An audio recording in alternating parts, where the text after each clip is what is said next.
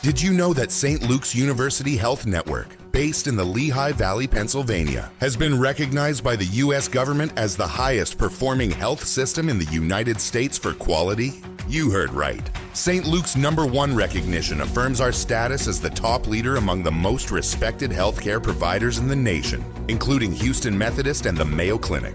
To state it simply, if you want to receive the best care when you go to a hospital, come to St. Luke's. Ryan Reynolds here from Mint Mobile. I don't know if you knew this, but anyone can get the same premium wireless for $15 a month plan that I've been enjoying. It's not just for celebrities. So do like I did and have one of your assistants switch you to Mint Mobile today. I'm told it's super easy to do at mintmobile.com/switch. Upfront payment of $45 for 3-month plan, equivalent to $15 per month required. Intro rate first 3 months only, then full price plan options available. Taxes and fees extra. See full terms at mintmobile.com. The left versus the right. Entertaining and informative. On the Red Apple Podcast Network. Jake, how do I get that man off of this show? Every week you try to start a show and he's yelling and screaming. There's going to be fighting and all this stuff. He better not work here, because if he does, he's going to get a left and a right at the same time. I just want you to know that. Well, I know he passed away, but I think that we should replace him with an announcement from the guy who was the guy on PBS who did the paintings, Bob, what was his name? He was very peaceful. He's painting trees. And it'll be as peaceful as painting trees as David Patterson and Jake Novak. Bob Ross. Right. Thank you. So we have to go to the production to get the answer right. Very good job. I don't think I need to wish him to rest in peace, because he lived in peace. I mean, he lived in peace, man. He was in some serious peace. And I can't imagine him resting. What's the difference? But hey, he was a peaceful man.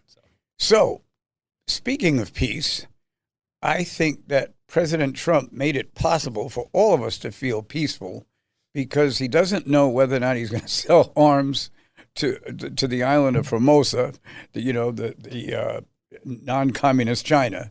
He was asked that question by President Xi, and he told him the same thing. They have the secret conference, all the security, and the guy asks him a question, he won't answer. He pretends that he's a reporter.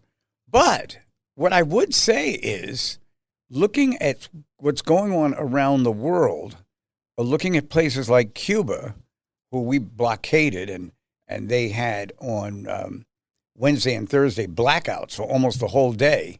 And then you have Iran. Things aren't going that well for Iran these days, no matter what they say. The Trump formula is actually a way of achieving a goal without much violence. And even I, who's sitting on the left, has to say that's kind of, I hate to use this word, but masterful. Oh, you did it.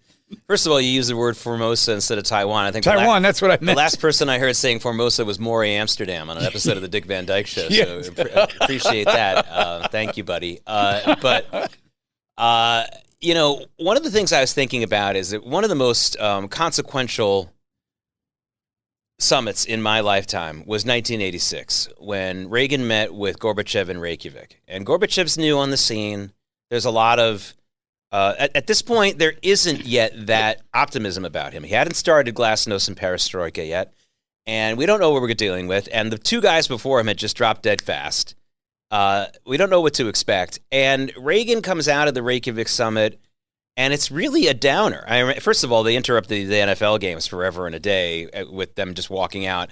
They were trying to make a very big, very, very optimistic deal in arms reduction, but the Soviets and Gorbachev wanted Star Wars to be eliminated, and Reagan couldn't give up that, and it was smart that he didn't, because that led to Iron Dome and a lot of other things. And, of course, we got our deals with those two countries about a year and change later. I think Trump is in a situation now where we're at a similar impasse. We're just not going to get the Chinese to agree to lay off Taiwan. We're not going to get them to indefinitely lay off giving weapons to Iran and other horrible countries. And he doesn't want a Reykjavik-like summit where we walk out and everyone's disappointed and nothing is solved. And I think it's a good example. The masterful part of it was he found a way to juggle and shuffle and make it seem like there were some nice agreements, and there were some. But honestly, I don't think that we're at a point right now where we can make a considerable deal with China. And it's best not to antagonize them any further necessarily. Make it clear what we're talking about, and then maybe come out of this thing without things being worse. And I think he did that. There you go. And I think that they, tried to make it clear that they still see Taiwan as part of China, and a lot of other points, which he listened. But that was that. Now, what was kind of interesting is even when they asked him about Taiwan and about, protection for Taiwan or any deal that we'd be making with them, he said that he hasn't answered that question. Then he said, there's only one person that knows the answer, and that's me. But I haven't answered that question. Yeah. So he actually became his own press secretary while he's president, because that's what the press secretary would have said. Well, no one has spoken to the president yet. Yeah. But it's incredible. So, It's one of those things where we look at these types of announcements. I was humbled, and I'm very grateful when I am. I mean, it's not the actual moment when I am. I don't love it, but a few days later, I am. I thought 8-9 years ago, when President Xi declared himself president for life, that this was going to be a great moment for everybody else. I thought to myself, this was one of the things that really kept the Chinese regime going, in that they basically used to keep people around for 10 years, and then they'd move them out. And I thought to myself, well, now Xi's going to be there forever. Everything that goes wrong will be his fault.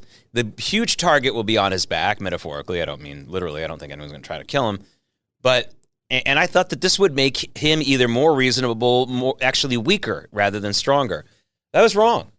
We haven't seen any decent movement, I think, from the Chinese on a number of things. I know one of the things that we might be happy about is that they're pledging to stop with all the fentanyl distribution into this country and flooding into this country, which, by the way, isn't done for money. It's done as a weapon. If you're thinking of the drug trade in America now, like the old Miami Vice shows you used to watch, think again.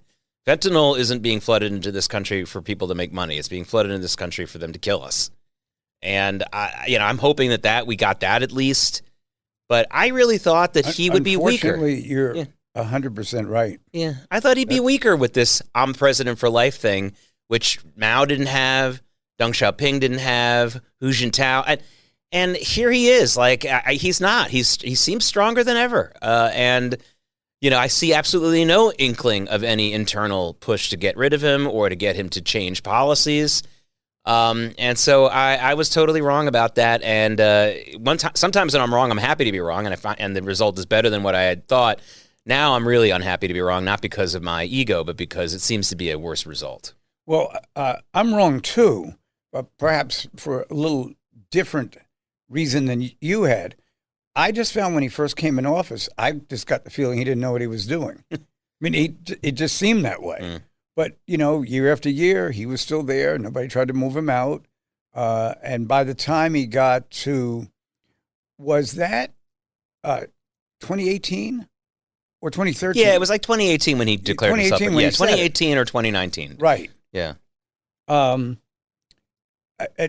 When he said that, then I realized, oh, this guy's serious. Yeah. He's not playing around. But it was an interesting period of a few days where you kind of were waiting for something to happen,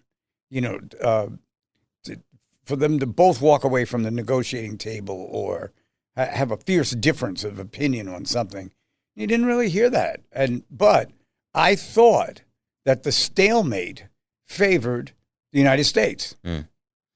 Yeah, I think in some ways it does, but the other humbling thing is, and this should be humbling for the people who peddle this theory, because it makes sense on paper, but it hasn't been true in a number of the theaters in the world. This idea is welcome these countries into the family of nations, give them economic, like we gave the Chinese most favored nation status, and then they'll be so wonderfully influenced by our freedom and our values that we will bring them into a modern age and they'll start to embrace liberty.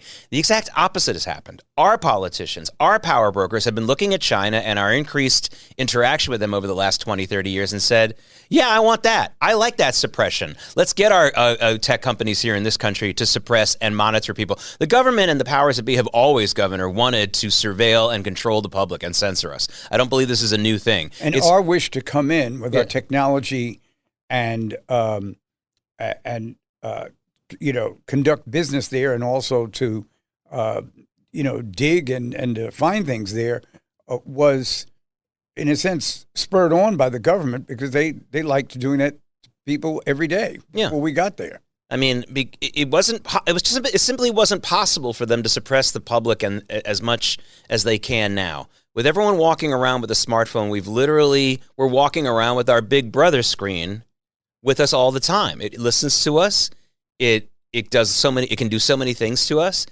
And everyone was outraged when we first learned that China was doing social grading based on what people were talking about on their phone or what they might have been saying. You literally could maybe possibly not be allowed to travel within China. You may not certainly getting certain jobs.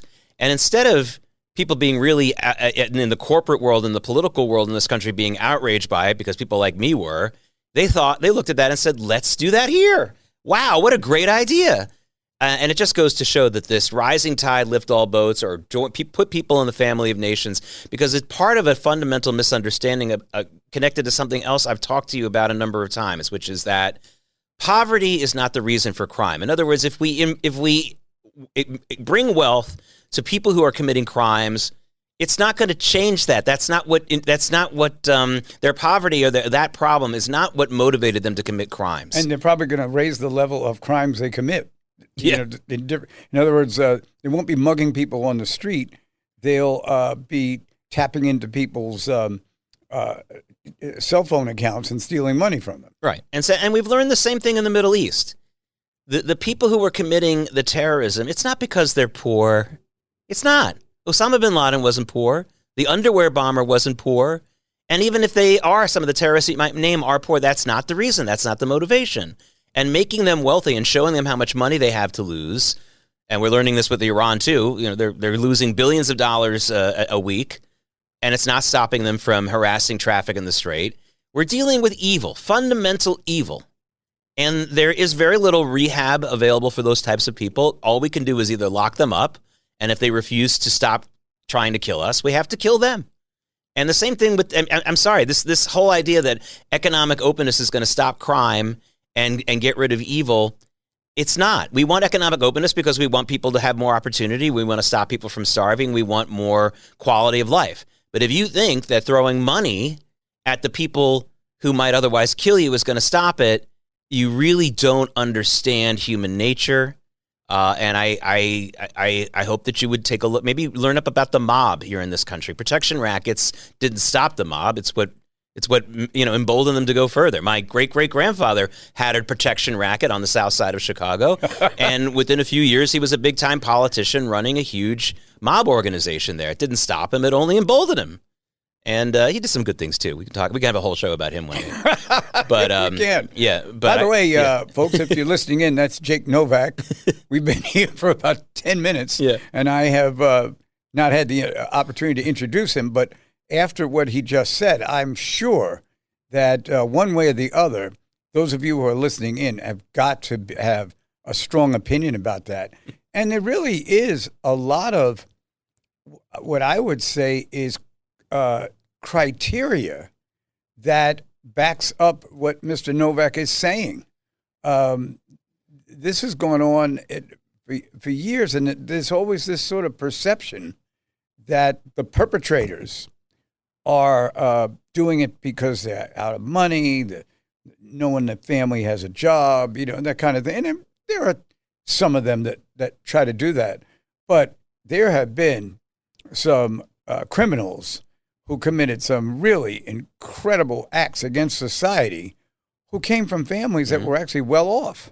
Yeah. And I think the person who started this whole movement was John Wilkes Booth. He had a well-off family that he was in before he shot President Lincoln. And but what's interesting is how the issues of technology that you referred to are almost superseding the political conflicts. In other words, so let's go back. Before the show, we were talking about the meeting in 1986 when Ronald Reagan went to, where did they have that meeting? Reykjavik. In Reykjavik. Yeah. With the premier of the Soviet Union, yeah. Gorbachev. That was the first Gorbachev summit, yeah. And, they were talking about trying to prevent war or, don't mess with this country. I'm looking out for them.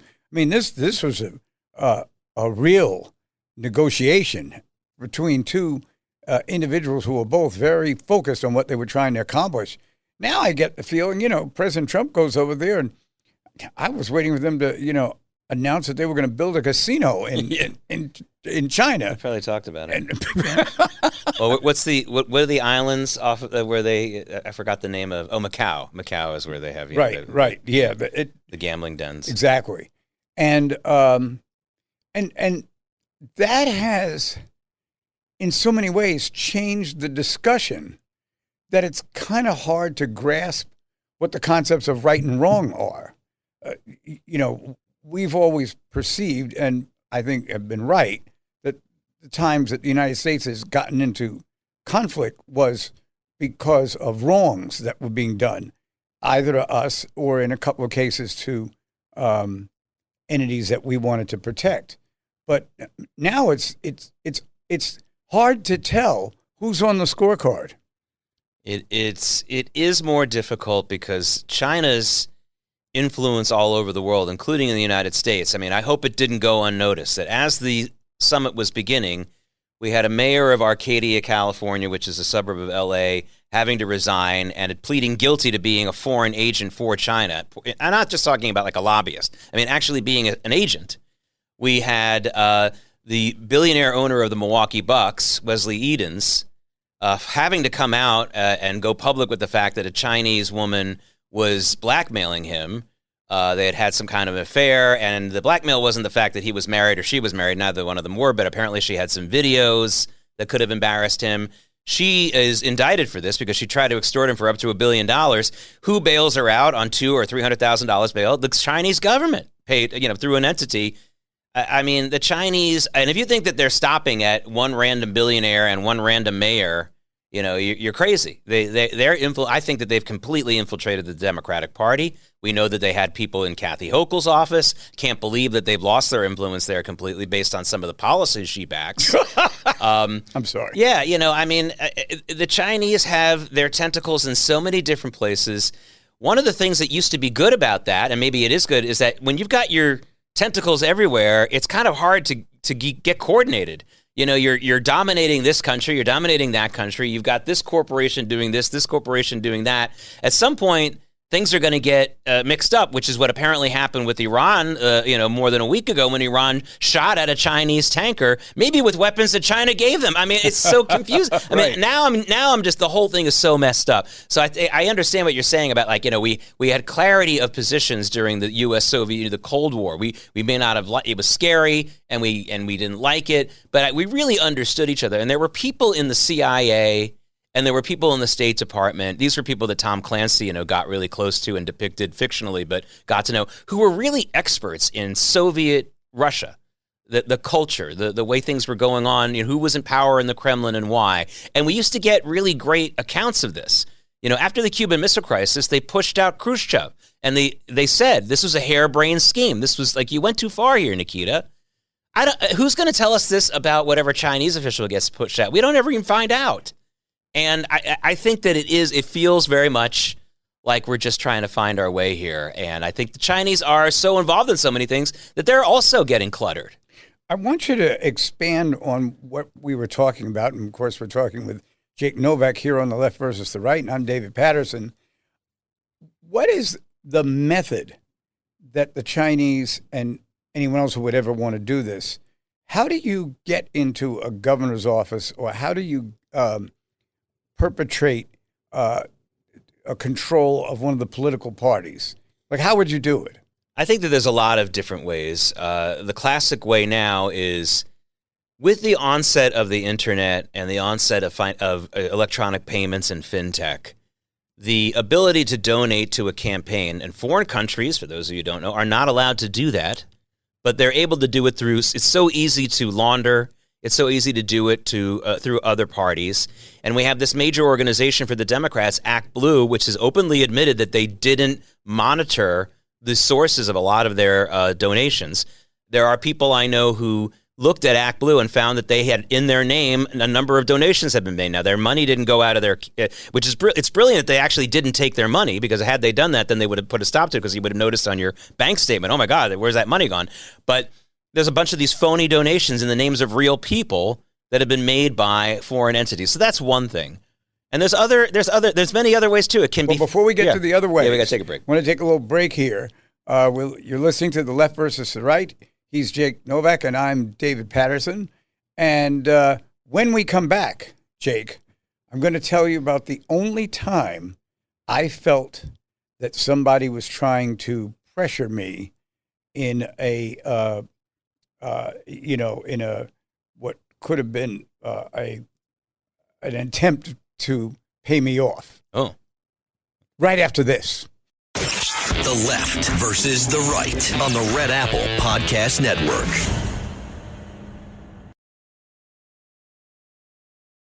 The Left versus the Right. Entertaining and informative on the Red Apple Podcast Network. We're back on The Left versus the Right. And Jake just informed us of ways that you could use money or power or even threats to influence a government. You named one of them. I'd love to hear the other. Yeah, another way is through, again, via the financial world. There are a number of corporate leaders who get convinced by their own marketing people and then also by Chinese businessmen that they can't survive unless they can crack into the Chinese market. And suddenly these corporate leaders become de facto lobbyists for everything China. Now, most of you listening might have, your best experience with this was probably 7 years ago with the whole NBA situation. The NBA expanding into China. I know someone in my neighborhood who works as a lawyer for the NBA, and I know they've been obsessed with the Chinese market for a very, very long time. And in 2019, China starts to crack down on Hong Kong, the one free region of what was then, isn't free anymore. And right. The crackdown, some of them were brutal. And a couple of NBA people in the NBA, including some general managers of some clubs, started to complain about this. And immediately there was pushback within the league, and LeBron James himself was influenced to speak out in favor of the Chinese regime. It was a low point in the many low points LeBron James has when he talks about issues. It was a horrible thing for him to stand up for the Chinese repression of free people in Hong Kong. Shame on him. Yeah, that is and not he should cool. apologize, but he never will. He's got some other things to apologize for, too. And I don't think he's actually a horrible, horrible person. I'm not saying that. I'm just saying he clearly was influenced to do this. So we have that. That's a big part of it as well. But what can I say? They have their tentacles in so many different things. They have investments in our companies. And there's a lot of corporate people out there in businesses who really believe that without China, their business will go down or the entire economy will go down. That's what pushing the market. The markets mostly cheered during the summit. They were really up on Thursday because early in the day there was this announcement that we're going to allow NVIDIA, the big AI chip maker, to sell some of its chips to about 10 Chinese firms. And the reason why the markets cheered that is because they were worried that maybe Trump goes to the summit and says, listen, we've already done tariffs, but now we're also going to shut down other trade unless we get what we want. And that's not what the markets wanted. And, the markets aren't always right with what they want. I'm not happy about us sending chips to China. I don't love it.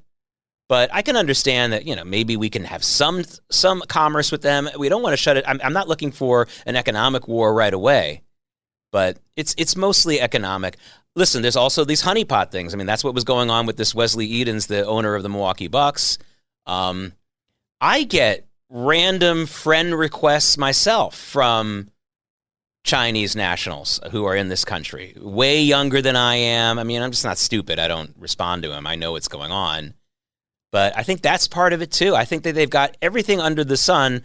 And what they have that the Soviets didn't have, David, for people who think, oh, why are we so worried about China? It wasn't the Soviet Union stronger. What they have is cash flow. The Soviets never had cash flow. They had some money.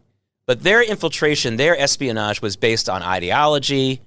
They would try to find some closet communists. And then they would also try to compromise people romantically, especially people like Kim Philby in Great Britain, who was a very high up in the British intelligence services, who was a complete spy for the Soviets because he was secretly gay, and they had material on him back when that was that would have been a scandal. So that's how they got him to do it. Yeah. So I think that there's the answer to your question, it's an a la carte menu, Governor. They do all of it, all of the above.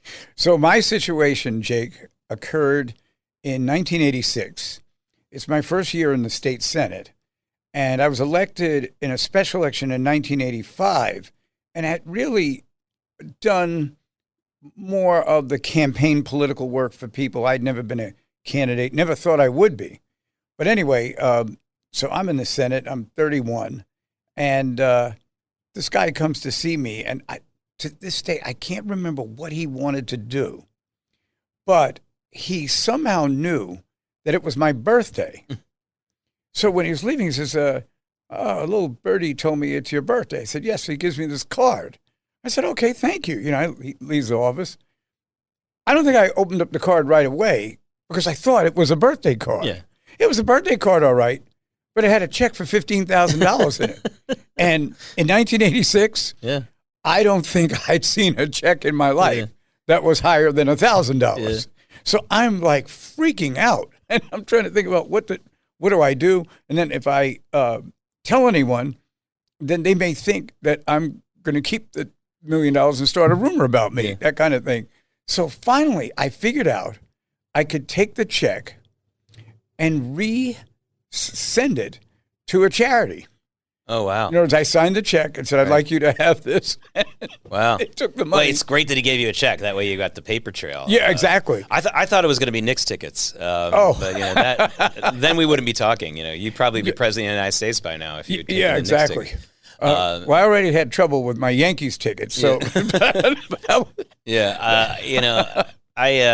there's so many ways to get to people. One of the greatest lies in America is that you can't bribe a public official. There's so many ways to do it. Really, the most common way, I think, especially in D.C., although this obviously happens in the States as well, is to pay off the relatives of the actual politician. So that you can surround him or her. And sometimes you don't even have to do much to do that.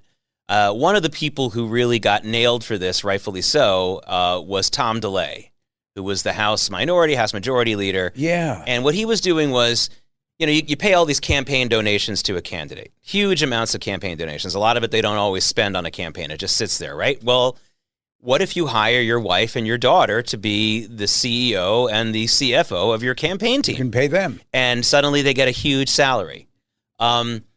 Same thing with, for example, Amazon. I am no fan of AOC, Alexandria Ocasio-Cortez, the congresswoman from Queens. Not a fan of her. I'm shocked. I know. I am really shocked. I thought the one individual on the other side of the aisle who you really admired was AOC. Yeah. No, I don't like her. I think she's dangerous. We talked last week about how when she opens her mouth, I hear the voice of Cain, the biblical Cain. But by the way, people we know that hear the show, that was their favorite interlude when we talked about how Cain was responsible for everything. And I'm a son of a preacher, man. What can I say? My father's one of the great rabbinical and academic scholars. So, which, by the way, is a huge break for me. You know how a lot of kids are worried about measuring up to their parents? There's no one in the world who can think that I will possibly measure up to him. So the pressure's off because it's too high a bar. But I'm going to defend her for a second, although this is sort of a backhanded defense. This whole notion that she's the reason why Amazon didn't open its East Coast headquarters in Queens is a load of malarkey. Let me tell you something, folks. Amazon was never seriously considering about opening their headquarters in Queens. AOC came along and gave them a great excuse. Are you kidding me? Amazon, which knew it needed to lobby D.C. bureaucrats and D.C. elected officials more than any other company in the world, desperately needed a D.C. location so they could hire the cousins and the brothers and the friends of the members of the bureaucracy and the members of Congress, which is what they did.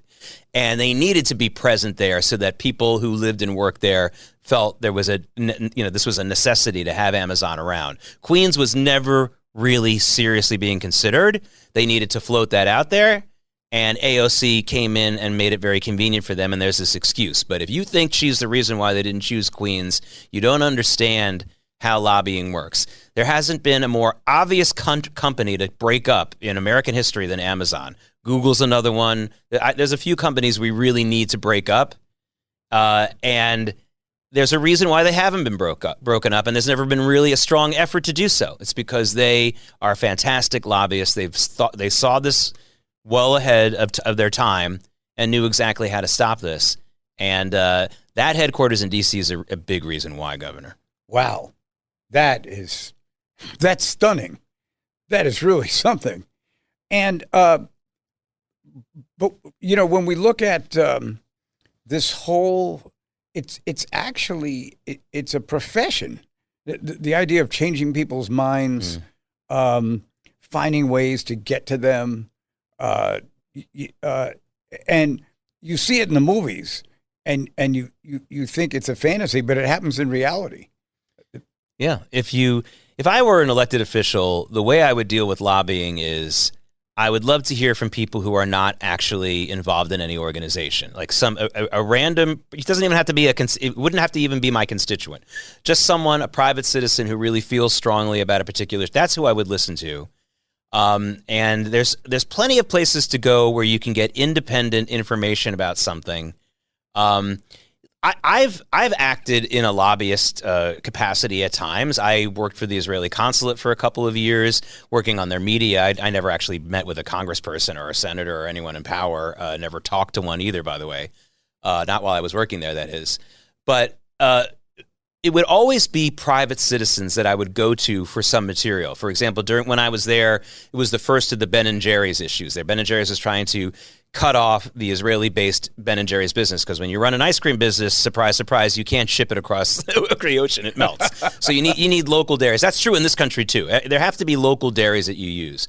And the Israeli version of Ben & Jerry's was using, for example, a lot of Palestinian and Arab farmers and dairy farmers. It was a very nice mix of Jews and Arabs running that business.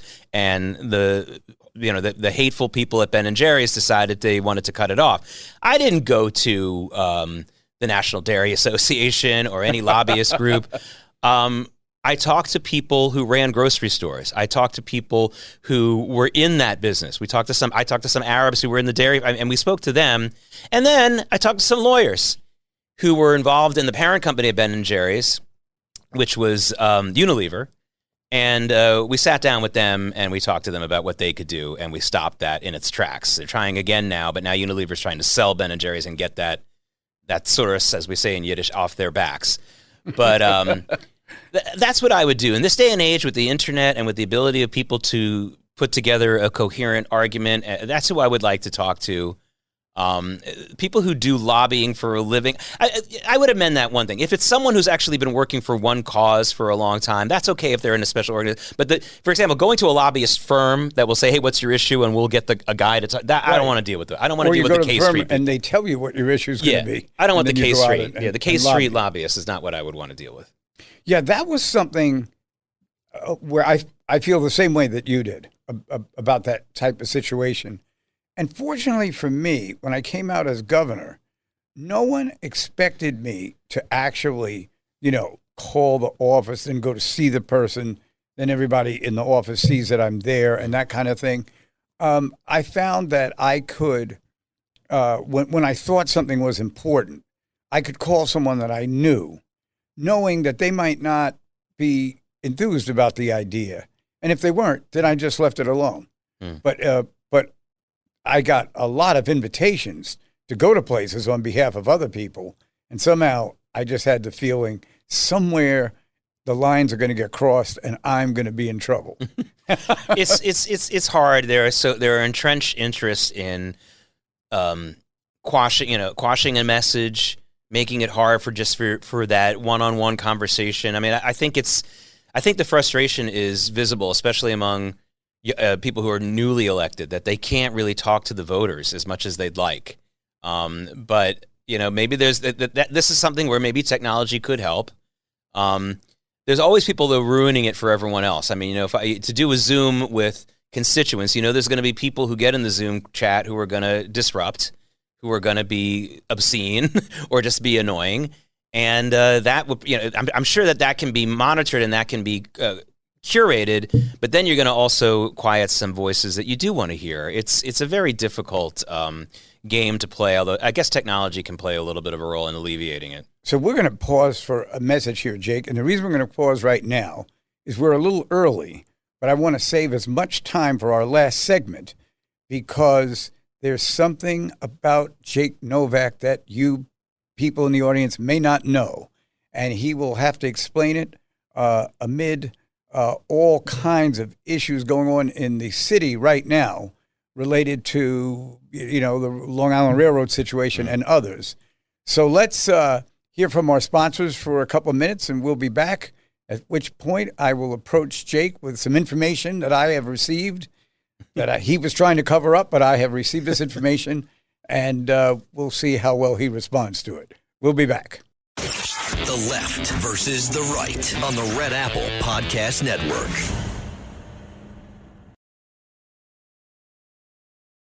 The Left versus the Right. Entertaining and informative on the Red Apple Podcast Network. We're back on The Left versus the Right, and we've got a little more time than we usually have in our last segment, so I'm not going to waste any of it. I have, through some investigations, learned that Jake Novak, following in one of his favorite presidents, following in the footsteps of Calvin Coolidge, does not want there to be any strikes by public workers. Coolidge was known for stopping the strike of the police officers in Boston, right? Yeah, when he was governor. When he was governor of Massachusetts. Of the state of Massachusetts. And Jake's rage toward these groups extends to the hospital workers, the public works workers, the other unions that perform for government, and this kind of push and pull that's gone on back and forth for 150 years, wouldn't you say? Yeah. Yeah. So take it away. Well, I have a message to the public workers who are hearing this and very angry that Jake Novak says you don't have the right to strike. I have a couple things to tell you. First of all, welcome to the party, pal. Most Americans don't have the right to strike, don't have that luxury. And the idea that, well, we're public workers and we don't make as much money as we could in the private sector, and so you have to give us all these extra benefits, including the right to strike and the right to organize and the power to do so. Go ahead and get your job in the private sector then. Prove me wrong. Show me that you could have made a lot more money working somewhere else. The benefits that you have, the perks that you have, outweigh what the overwhelming majority of those of us in the private sector have. I'm not jealous or angry at you. I just don't think you should also have the right to endanger public safety. And yes, if you're a Long Island Railroad worker or a hospital worker or any of the public, if you say that your job is so important to the running of a city, the running of a state, then why are you allowed to strike? You should not. Now, police are not allowed to strike, and that's thanks to the precedent that then Governor Coolidge set. And by the way, I am a founding member of the CCFC, the Calvin Coolidge Fan Club.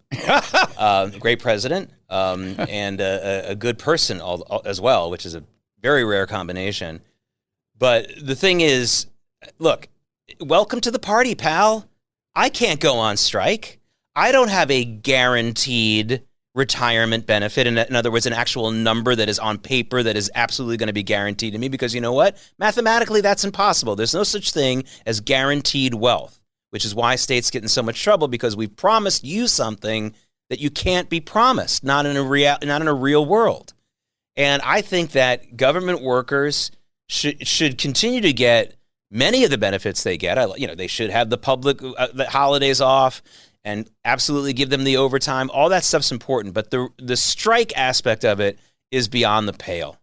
If the Long Island Railroad is shutting down this weekend, if that's happening right now, that is a public safety issue. That's going to be more cars on the road. That's going to be people confused at trains. It's going to be heavy crowding in the other train. And when I say trains, I mean the subway trains and buses. This is not acceptable. And it's not. And the problem comes from, Governor, the fact that when these unions negotiate and sit down with the government, the MTA in this case, it's literally two entities arguing over a third party's money, which is never going to result in any kind of a good result for any one for that third party. You know, if I'm taking you out to lunch on someone else's check, I'm going to take you out to a really nice lunch, Governor. I'm not going to be cheap. We're going across the street to Smith and Lewinsky's, and we're going to have a nice lunch. I'm stealing a little bit from Milton Friedman. May he rest in peace. I'm sorry, Milton, but that was kind of your gig about the lunch thing. But I'm sorry. And again, my answer to all this is welcome to the party, pal. I love how this is the political class in America. I understand their aversion to being held to a higher standard. I get it. And so in some cases, it's not fair, although I think it is fair in most cases. But the fact is, you're asking to be held to a lower standard than the rest of us, and that's not acceptable. I can't go out on strike, and if I can't, then you shouldn't, especially when you're doing a job that's so vital for public safety. You know, I was always a big supporter of the different unions, and there was one particular union head that I just always had this feeling he didn't like me. One of the reasons I thought he didn't like me is whenever they'd have a rally, he let all the elected officials speak except me. And the scuttlebutt was that he didn't think that I was as poised and as well-trained as my father. And so because my father, he thought, was better than me, then, I shouldn't be heard from.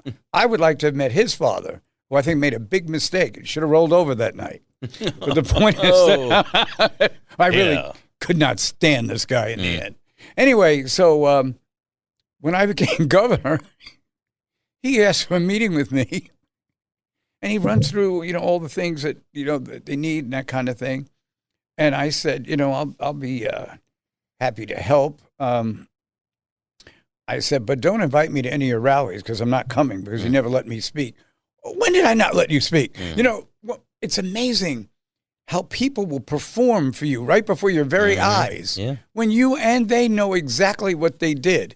And what I would say is that I was very fond of the people from the teachers union, and none of them had any relationships, that impaired that, only because of the kind of work they did. But still, if the teachers go on strike, there's no one there to teach rooms full of children that either have to stay home. It becomes an inconvenience on who's going to watch them during the day while their parents go to work.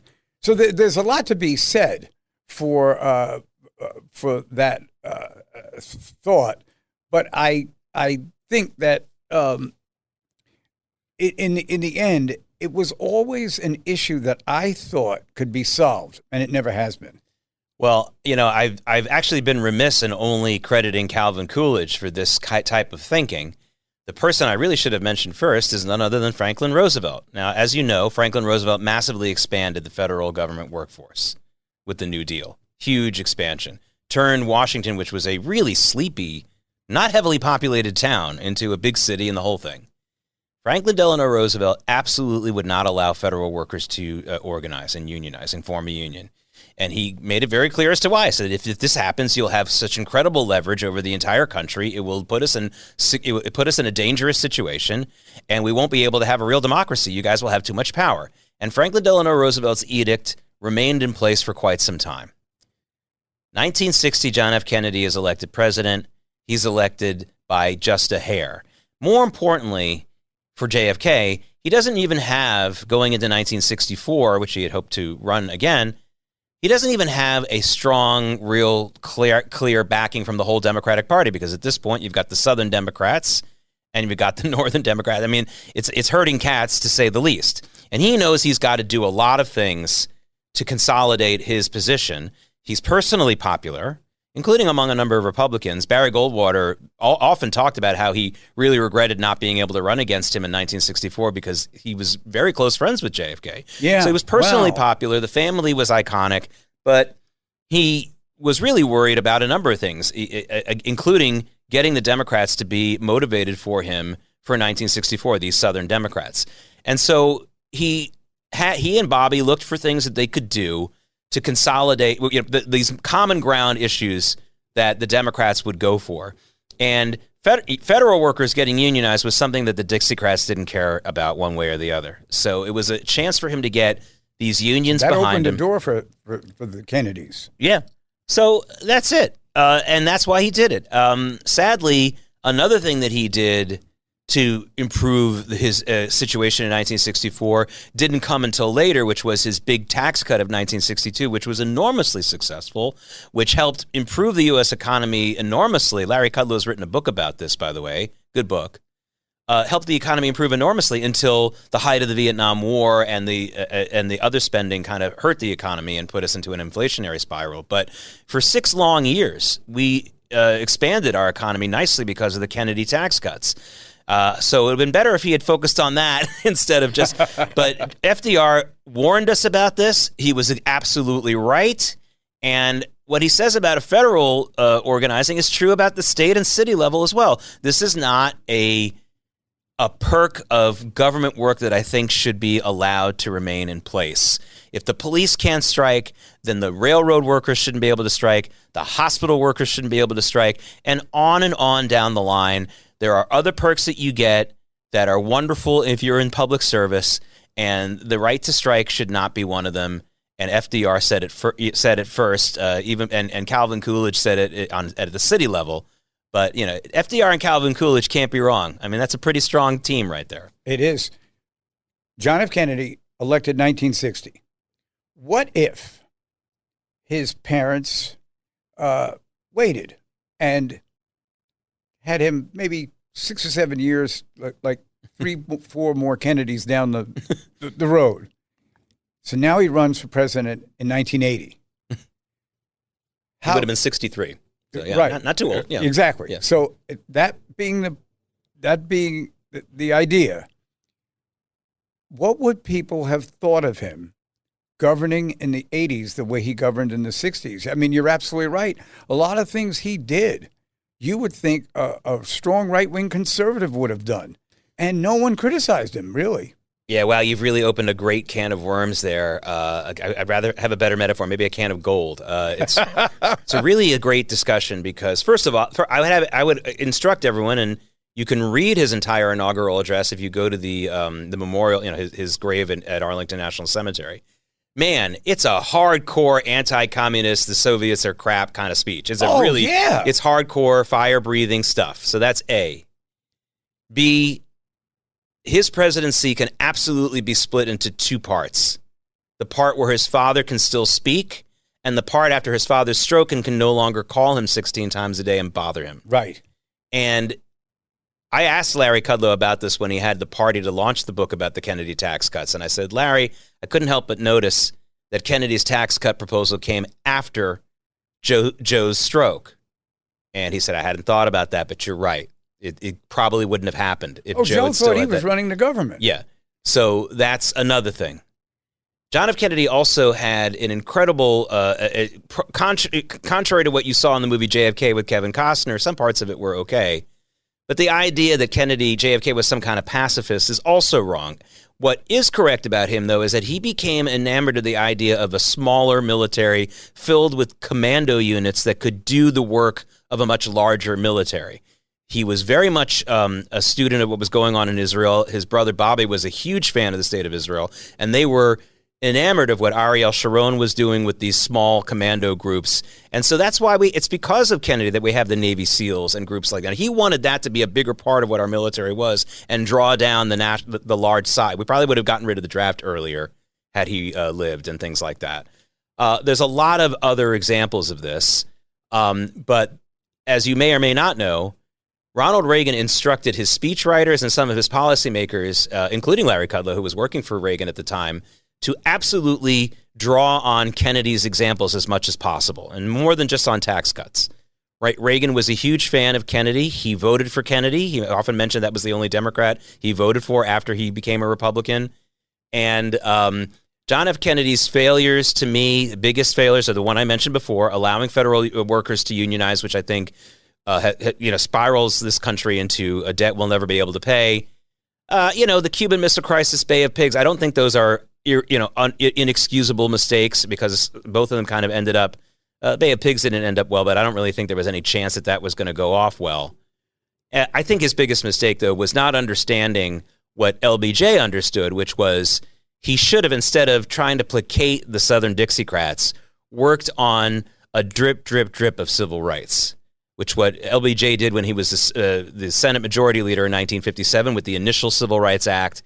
And Kennedy should have done more for civil rights during his brief presidency, even if it was just a drip, drip, drip, and work and started a negotiation with these guys and said, this is what we're going to do now, and we'll table these other tougher issues later. But and kept pushing and kept getting half a loaf now and the rest of the loaf later. That's a Reagan statement.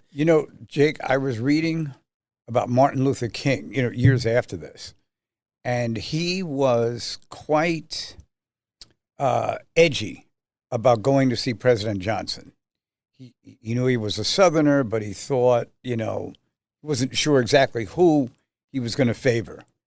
And apparently somewhere in the meeting, when they got to the civil rights issue, King talked about a couple of things that he would hope would happen. And he said that, I hope we can persuade you to work with us. And Johnson said to him, no, we're going to do all those things, and it's going to be done by two Southerners. Mm-hmm. And I just thought that was a great quote, from the... Yeah, you got to read I'm sure you have, Robert Caro's book about, Kennedy's assassinated. LBJ becomes president in late November 1963, and he's immediately on the clock. He doesn't think he can get the Democratic nomination for president unless he does something to consolidate the party around him really quickly. Now, after Strom Thurmond ran as a third-party candidate as a Dixiecrat in 1948, LBJ had that working for him because the party, the Dixiecrats decided that wasn't going to work. They'll never work. They had abandoned that. So he felt like the Dixiecrats could be compromised in some way or sacrificed because they had nowhere else to go. So what he needed was the backing of the liberal Democrats, most notably Hubert Humphrey, who was the leader of the liberal faction of the Democrats. So he immediately moves to have him as his vice president. That helps there as well. But he needs to get a civil rights bill passed, and he believes he needs to get it passed within a couple of months of the November 1964 election. And if you read Robert Caro's book about that, you almost start feeling breathless yourself as you read it, this breakneck pace that he's going to try to get this bill passed. I'm going to take a look at it in preparation for next week. But as for this week, we're out of time. Can you believe that? Time flies when Jake and I are on the air. And we would like to thank all of you for listening here on The Left versus the Right. We'll be back next week, 3 o'clock, assuming at that point that both of us are here, and we'll carry on. Thank you for listening. Thanks for listening to The Left versus the Right. You can hear The Left versus the Right Saturday afternoons at 4. If you like the podcast, share it with your friends and listen anytime at WABCRadio.com and download the WABC Radio app. Hit that subscribe button on all major podcast platforms. Plus, follow WABC on social on Instagram, TikTok, Facebook, and X. See you next time for a new episode so you never have to wonder. What the heck is going on here?